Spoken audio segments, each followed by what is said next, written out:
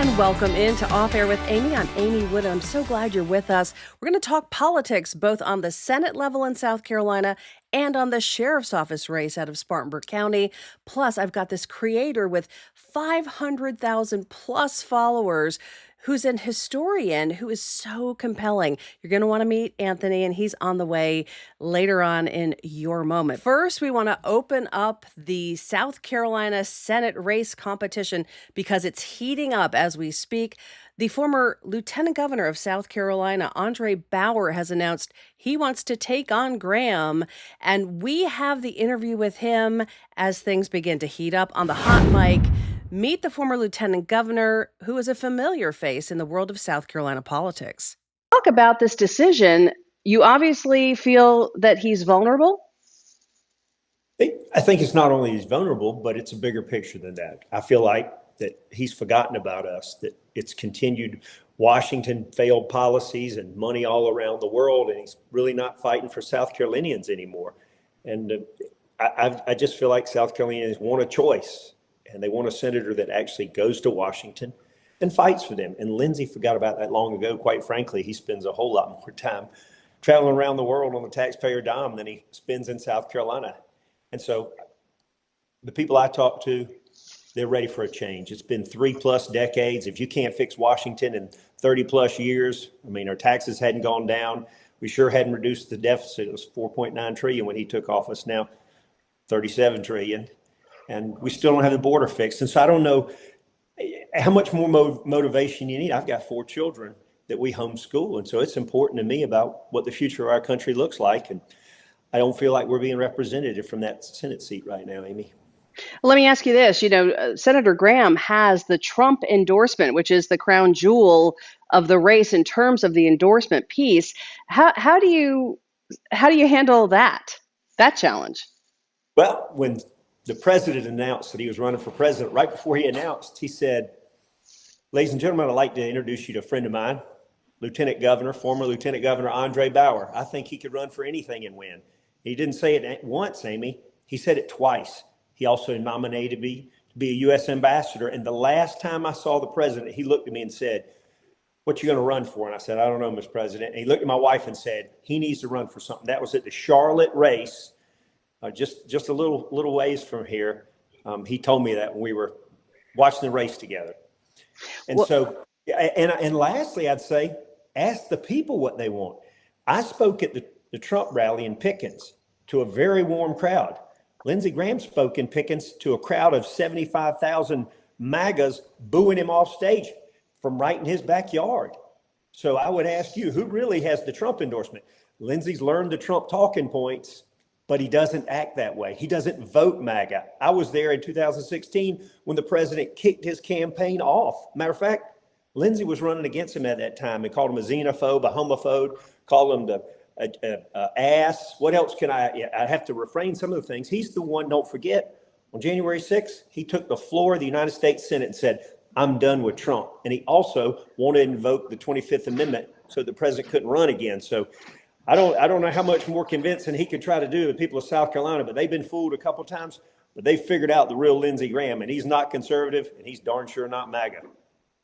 The campaign spokesperson has come out kind of swinging here, saying that you chase titles and that you're in it just for the win of the title. You have run for other things. You've run for Congress. You've run for governor. What is your answer to what they're saying? Are you chasing titles? Well, first off, Amy, I've got the best title there's ever been, and that's Dad. But I've been a state senator. I've been a representative. I've been a lieutenant governor. I don't need a title. Matter of fact, that's almost silly to think that I'm worried about a title. I checked out of politics, never got a job lobbying, never stuck around the state house. I went on back to the private sector. And so look, these are politicos. They're gonna fight and swing. They don't want to talk about issues, because if you talk about taxation, the border, immigration, Lindsey's globalist desire to run around the world and have American bloodshed put on other foreign country soil, the money he wants to spend with USAID. He got over $100 million he doled out to not South Carolinians, but people around the world that couldn't even vote for him.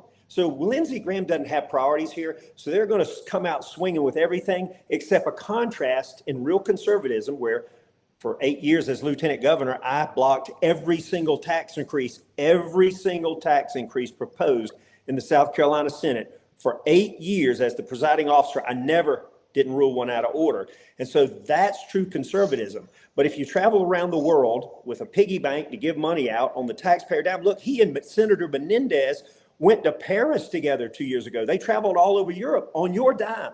And so he wants to talk about anything but his record. This is a guy that voted for John Kerry and Hillary Clinton to confirm them to be the Secretary of State. This is a guy that said Joe Biden's one of the finest men he ever met. And so I want to talk records. I want to talk how people in South Carolina's lives can be affected by this race. If they want a true conservative, someone that embraced Donald Trump at the beginning and has stayed with the MAGA policy. Let us not forget, in 2010, I tried to talk about so many of these government giveaways and that we've got to do something to rein that in. Now, they tried to turn the story and make it something more than it was. But what I was doing then is what Donald Trump's doing now, talking about reducing government and then actually doing something about it. That's not Lindsey Graham. All right, André Bauer, we appreciate you taking the time to talk with us and give us an introduction to your talking points, because we've heard a lot of them and position points, and we will be watching this race closely. Thank you so much for joining us. Please go to andrebauer.com and learn more. We appreciate André Bauer being with us. We welcome the other candidates in the race to join us for that 5 minutes as we get to know them. Also today, another political race, the sheriff's race in Spartanburg County. On July 11th, they're having a forum put on by the Republican Party, and this is the county party led by their chairman, Frank Tiller. To learn more about how this event works and why they're doing it, let's pull him in also on the hot mic today. There's a lot of interested voters out there that want to pick the best sheriff with everything that's been going on the last few months and stuff. We've got some great candidates, and we certainly want to get the public to hear from them. And it's critical, right? I mean, it's coming out pretty quickly that they will be making a decision in this race. Yeah, actually, the election's not going to be until August, but it's critical that the information gets out now. And there's a lot of forums out there that are interviewing, so that's a great thing. And I encourage everybody to listen to all the different forums that are available. That's right. And we are doing interviews with all of the candidates that we're going to be posting on our website, which will be really great because they're going to be like 25-minute conversations where they're going to really have a chance to kind of talk about the issues they care about and their backgrounds and all that. So we encourage folks to watch that too. In terms of what you think this moment reveals about our appetite for this office and how much concern and care there is. I mean, to have 9 candidates, that's pretty impressive, isn't it? It is, and all 9 of them had signed up before they sort of moderated the salary from $215,000 down to $100,000. So that's an issue that's probably going to be debatable. County Council, hope will address that again in the next few months. Maybe they said 7 months out. So hopefully that'll get resolved and make it a little more fair. But to be balanced on it, that also included your duties over the jail, the detention center. And that's what Sheriff Chuck Wright was over, both that and the sheriff's department. So that might be separated. And that's a question that the candidates need to ask and try to figure out what is in their mind the best thing to do.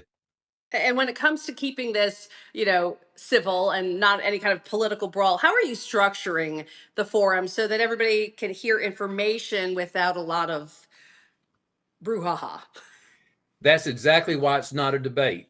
Right. The problem with a debate is it gets contentious very quickly, and you spend most of your time trying to refute what someone else just said. Instead of doing that, what we're going to do is have Bill Frady moderate it, and they will be given 8 or 10 topics of which they need to take their time. They'll be given those topics prior, as in a week prior, so they will know how to address the crowd with those topics in mind. Like, I'll give you an example. Rolling Thunder. Mm-hmm. It was a great program starting out. It went south because of the confiscations that were happening. But we are still on I-26 and I-85, which is the crossroads of the Southeast. There are still a lot of drugs going up and down those highways, and it needs to be addressed. something needs to be done, and that's up to them to figure out what they need to do. And I've heard pros and cons. No, we're not going to do anything with it. And yes, we are going to try to do it. So it's a touchy situation. We have a problem. Are they going to handle it, or we're not going to handle it? Interesting. So you'll be looking for key questions. Are there any other big issues that you think will be essential to address in this forum? Yeah, well, whoever takes control is a $33 million budget. We need the right person that can manage that much money and still run his department. So the budget is a huge thing. And yeah, like I said, there's 6 or 8. I wish I had those in front of me. I don't. Oh, you're fine. It's fine. But the issues of homelessness, you don't think that's much of a sheriff's issue, but we have a problem with homelessness. What are they going to do about it? You say, well, that's city police. No, that's everywhere. There's problems. There's drugs, fentanyl problem. There's a lot of issues that need a lot more information. They need to be talked about, and it needs to be structured over the next 6 months to 8 months to find out what direction these guys want to take us. And it's extremely important. When it comes to the folks who are attending, what can they expect at this event? I know there is a ticket, but it's what, like $10, pretty affordable, right? It's a face value of $12.50. Some people are a little confused, but if you use the 4-digit discount code, you can reduce that $12.50 to $10. So it's a $10 ticket. That includes your charge, your online charge for it, for the ticket sale itself. Then we needed to sell tickets, and a lot of people say, why it should be a free event? Well, that's not what the venues are requiring. They did not want 2,500 people to come into a venue that only had 1,200 seats. So it needed to be somewhat limited. $10 seems to be the price that needs to be. People would not be paying $50 for it, but if they were free and we had to give you the tickets, there would be some people staying home because there's no value in it. There's no skin in the game. So $10 seemed to be a reasonable amount. And when it comes to how to get tickets, and this is going to be airing in a couple of days, so the tickets potentially could be gone by the time you watch this. But in case they're not, how does one get tickets? Tickets just went on sale Friday at noon. We've already sold almost 150 of them. Okay. And that was a reporting as of 6 o'clock Friday night. So this is already Tuesday. And so by July 4th, this weekend, we hope to have sold most of them. And I'm glad you asked. You can just simply Google Converse University tickets, and you'll come up with their ticket sales counter. You go online, and there's 9 candidates to choose from. You choose one of those candidates, and you put a 4-digit code in there. Where do you get the 4-digit code from? I've sent you a list. If y'all will post it on your website, but we're going to put it obviously on our website. So one of those 4-digit codes, and you can use any of them. You can use just one of them. It doesn't matter.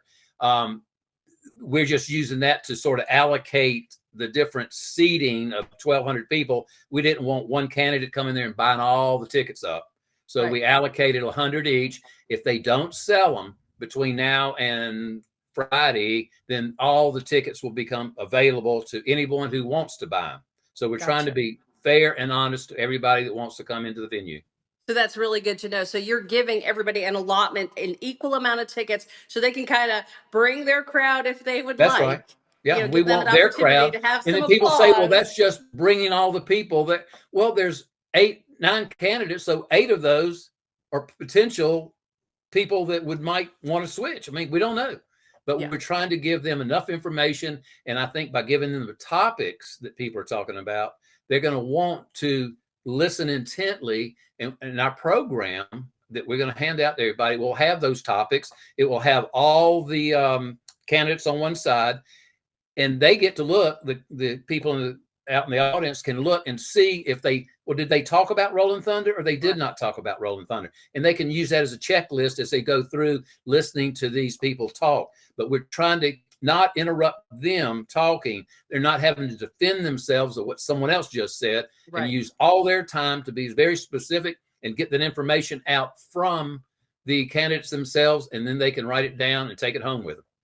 Well, pretty much everyone's saying it's almost guaranteed we're going to have a runoff in this case. That's Will you correct. do another forum with the runoff candidates? We've already got the forum picked out, and they're very gracious about that. And yeah, we're excited about that. I'm not Okay. going to announce it yet. I don't want to Right. confuse people because we've already got the other forum set up for county Right. council members in Right. District 3.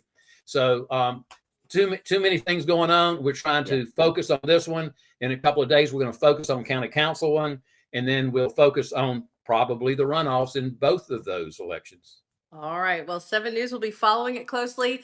Thank you, Chairman, for helping us out to get the details out on this event. And we will be following this race oh so closely. Amy, thank you for your time. I appreciate it. When we come back, your moment is on the way. We're going to talk to a history content creator who has created this massive following. Stick around. Welcome back into Off Air with Amy. Hey, everybody. We are continuing to bring in people and focus in on their moment. I call it your moment. And this is Anthony Milian, who has been doing incredible things. He has been a TEDx speaker. He is a historian, an enthusiast who loves to tell stories about history. And he's a creator. I mean, he is a person who's out there on social media using platforms to get his message out. So, Anthony, welcome in. This is your moment. We're so happy to have you. And tell me a little bit about how you got into history the way you have. Oh, gosh. Okay, so it started out in the pandemic. They sent us home to work, and I didn't have anything else to do. I made a video one day about Puerto Rican history, and it really resonated. It got 30,000 likes. It got like 200,000 views. John Leguizamo liked it. A bunch of these celebrities started liking it. Wow. And I was like, oh, this could be a thing. So honestly, I just kept it up. I kept doing it. And you get a lot out of this because, I mean, this is part of your own personal history. You've been Yes. able to sort of travel this trail of your own life, your family, and the larger community history. That's got to be so meaningful.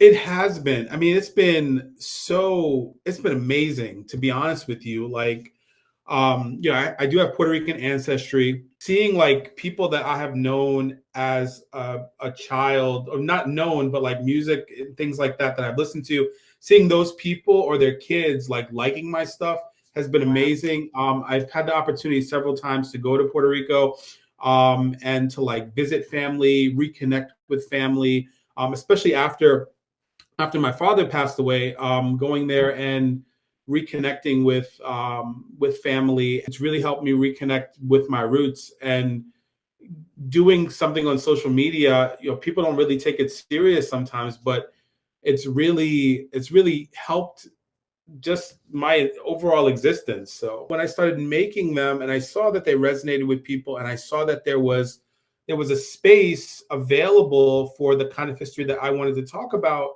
I just went all in.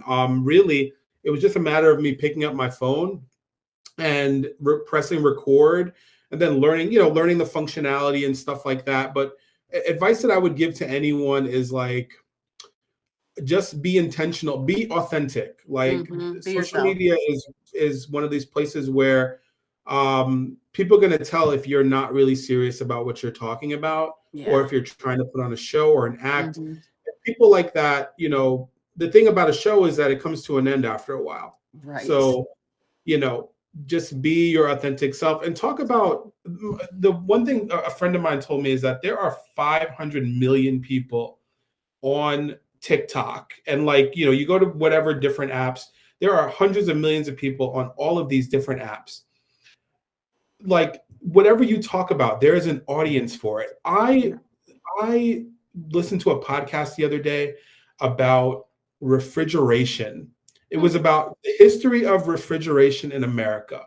Wow. And I looked at this podcast. They're like, I looked at their rating, and they had over 1,000 5-star reviews. So that means there are 1,000 people that resonate with the history of refrigeration. Such a niche topic.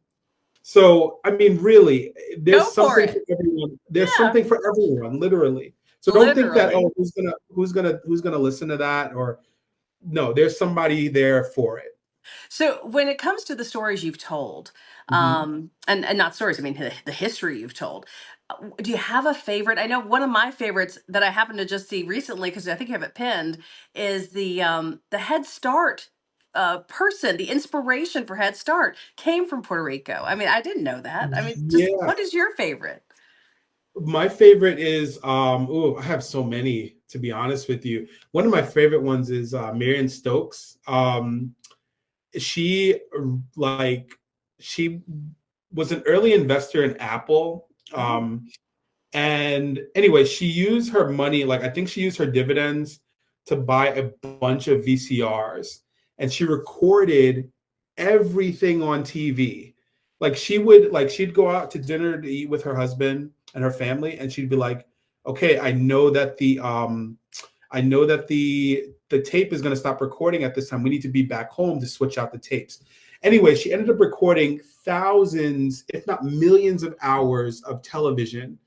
I believe she was in Philadelphia, but now it's in like the National Digital Archives. She passed away. cool. But they have boxes, hundreds, if not thousands of boxes of VHS tapes of like things that like aren't that people weren't supposed to see on TV, things that essentially like that are just lost to history. She was able to record them, so she's one of my all-time favorite stories. And I think there may have been some like mental illness there. I don't know. Yeah, Don't quote me on that, but it was yeah. really that was really just like I thought it was Different. amazing. Like, you had a TEDx talk.